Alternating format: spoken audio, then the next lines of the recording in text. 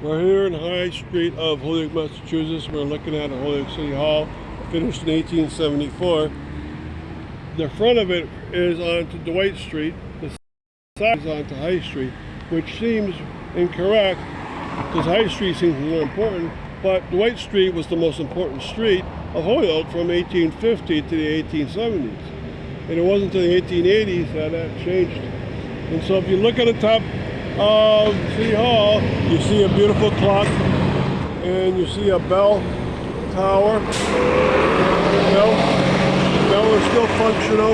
It was fixed, and the clock is still functional. I think it tells the wrong time though. And it's quite beautiful. It took 3 years for them to finish off this beautiful City Hall, and they did a great job. Now, if you look at the slate roof, you see multiple colors, and that's gorgeous in itself. It has lots of beautiful ornaments on it, and if you look at the front door, above it are plaques. Some are embedded, some are just plaques, and they're going to gain one more this year.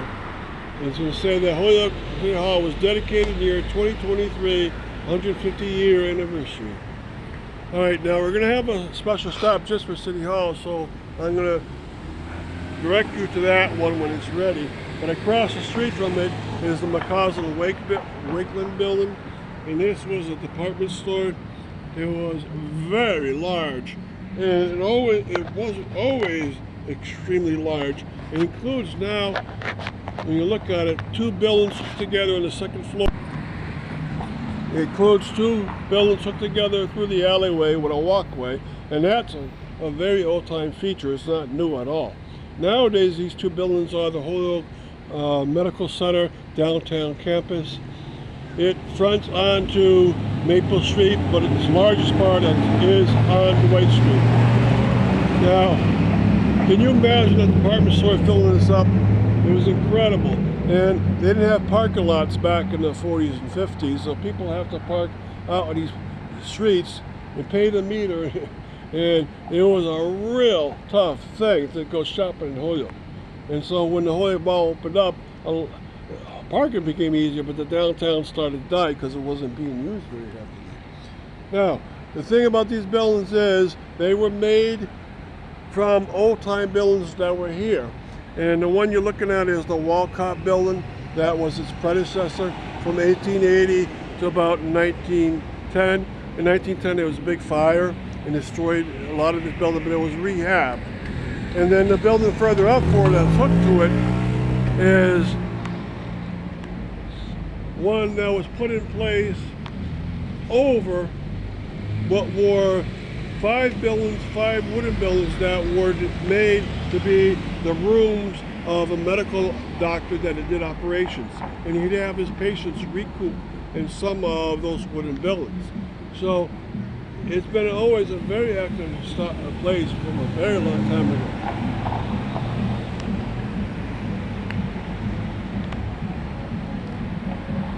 Now what we're looking at is across High Street. You see what is now a modern Latino professional building. It's also the new style. It's called the American Renaissance style. And you see that above the 2nd floor and above the 5th floor, they have very strong horizontal bands. And that's a sign of the American Renaissance. This was built by Charles Ball, and what he was trying to do was improve upon his other buildings. And he did just that because his other buildings are, the third one along, there's a building that has on the ground floor turquoise colored beams, both horizontal and vertical. That was the former Charles Ball building, and he wanted a better building, so he got better buildings for himself. And he was a very rich man. He could afford all this. Most of this space became retail space, but some was office space. In fact, right from the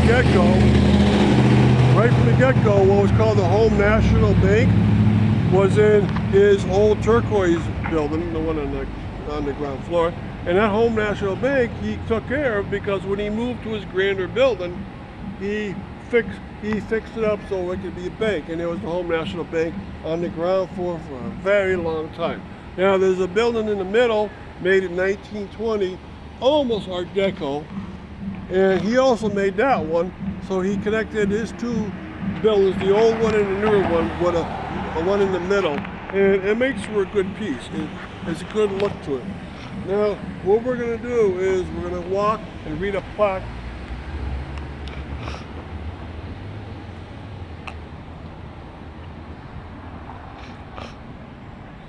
Okay, and the plaque right here says site of the Second Congregational Church, 1853 to 1883. The marble building, 1885 to 1949, erected by John Delaney. This building erected by John Delaney's here's 1950. It's still here. So it's been here 73 years. So this was the site of the original Second Congregational Church, which moved 3 blocks up High Street in 1884, and they rebuilt it. And the marble building, which is a gorgeous building, one of the best buildings in Holyoke, was taken down by design, and sadly, being gone, this is not a good replacement at all. And there was no reason to take it down. There was no structural problems with it, and it was quite beautiful. So this is a very busy corner. My webpage has a lot of text on this, and so I hope you read about MacAuslan Wakelin Company, and about City Hall, and about old Charles Ball's buildings. Thank you.